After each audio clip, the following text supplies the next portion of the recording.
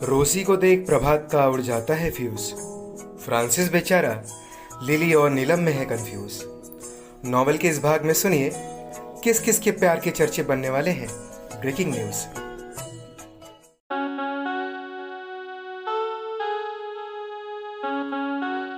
Can I hold your hand, एक खूबसूरत एहसास। कोमल अग्रवाल की कलम से निकला उपन्यास। हेलो एवरीवन, आप सुन रहे हैं can I hold your hand, एक खूबसूरत एहसास का 55 भाग मेरे यानी खुशबू के साथ। सो डियर लिसनर्स, जैसा कि आपने कहानी के पिछले भाग में सुना कि हर तरफ हर्षोल्लास छाया हुआ है और अनेकों युक्तियों के बाद आखिरकार सूरज और पाखी की वरमाला संपन्न होती है।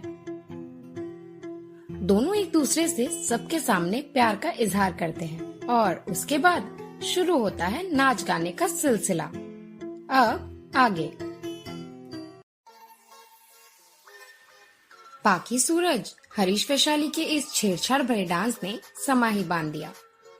उसके बाद तो कपल डांस की झड़ी लग गई। कई लोगों के बाद लिली की बारी आई। आज उसे डांस करने के लिए राजी कर लिया गया था। उसने डांस करना स्वीकार किया, मगर फ्रांसिस के साथ। फ्रांसिस असमंजस में पड़ा और नीलम को देखता हुआ लिली के साथ फ्लोर पर गया। आजकल तेरे मेरे प्यार के चर्चे हर जबान पर, अच्छा सबको मालूम है और सबको खबर हो गई तो क्या। आजकल तेरे मेरे प्यार के चर्चे हर जबान पर, सबको मालूम है और सबको खबर हो गई। सब उनके डांस पर ताली बजा रहे थे और नीलम तो और भी ज्यादा। उसका ख्याल छोड़ दो भाई, अपनी वाली पर ध्यान दो, प्रभात ने उसे समझाया।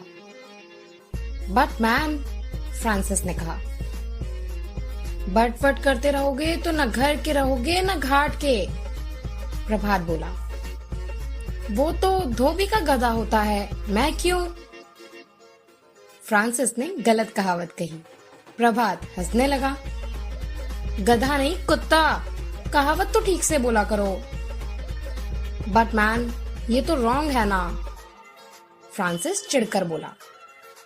ये रॉन्ग नहीं, फाइट है, प्रभात ने गलत अंग्रेजी बोली। इस बार हंसने की बारी फ्रांसिस की थी। फाइट नहीं, राइट होता है मैन। इन सारी रौनक और चहल पहल के बीच कई गणमान्य अतिथि सूरज और पाखी को शुभकामनाएं देने आए और गए। पाखी के स्कूल की प्रिंसिपल भी अपने हस्बैंड एंड डॉटर के साथ आई। कई और टीचर्स भी उसे बधाई देने आए। कॉलेज और स्कूल की सहेलियां और अध्यापक और अध्यापिकाएं भी उसके विवाह में सम्मिलित हुए। पाखी के पास पढ़ने वाली मोहल्ले की छोटी विनी मिनी और कई बच्चों के साथ आई। प्रशांत सभी का स्वागत करते हुए एक एक कर सबसे खाने पीने के लिए आग्रह करता जा रहा था। पार्टी की रंगीनियां अपने शबाब पर थी। एक सिंगर गिटार लिए मंच पर आई और उसने गाना शुरू किया।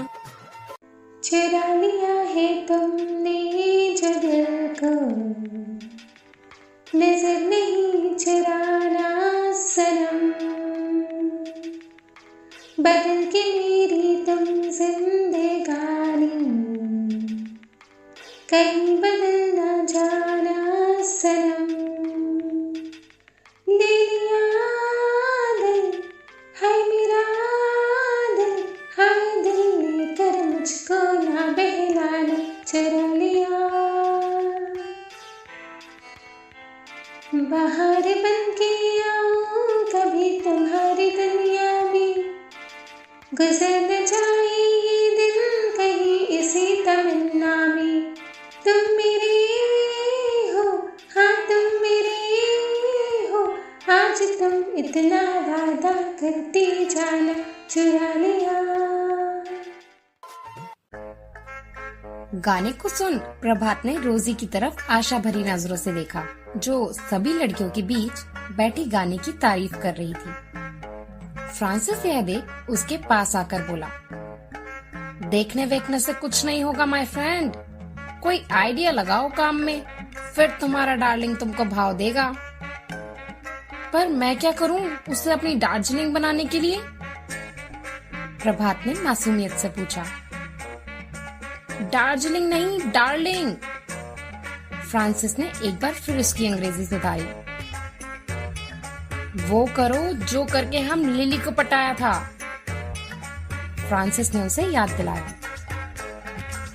तुमने तो गिटार बजाया था, कहने का मतलब मैं भी गिटार बजाऊं?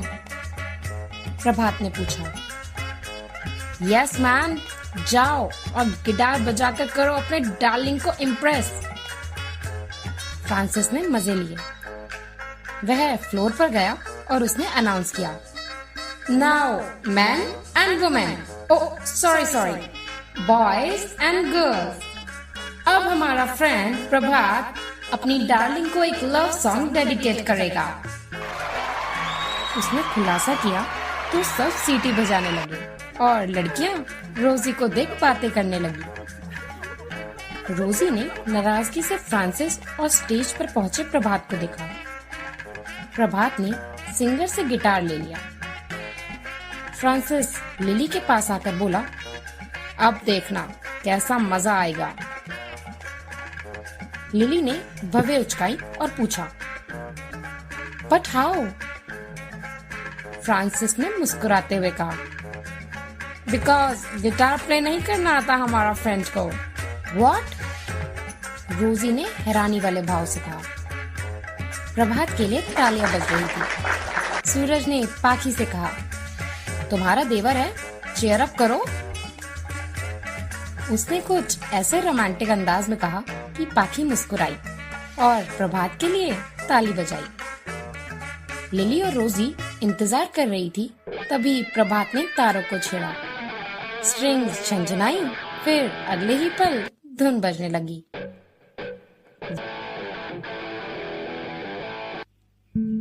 वो सब हैरान रह गए। तुम तो कहते थे इसे बजाना नहीं आता है।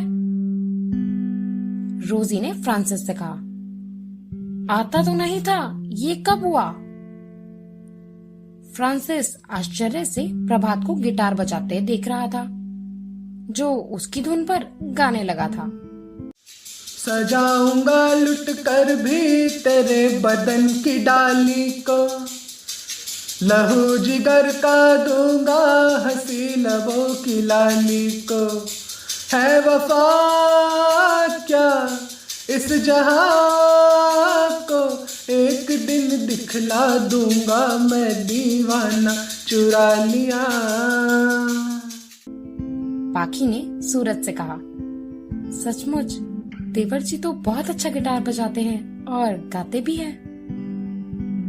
उसने देवर जी कुछ ऐसे कहा कि सूरज ने शरारती मुस्कान से उसे देखा। फेरों के बाद कहीं मेरा नाम लेना तो बंद नहीं कर दोगी? I mean, अजीत सुनते हो ये तो कहना शुरू नहीं कर दोगी? उसने छेड़ा। बिल्कुल यही कहेंगी जीजू, अभी आप इसे ठीक से जानते नहीं हो। वैशाली ने आकर दोनों को गुडरगू करने से रोका।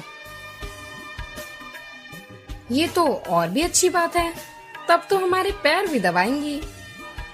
सूरज ने दोनों पैर सामने की तरफ फैलाए। देखते हैं कौन किसके पैर दबाता है, पाखी ने कहा।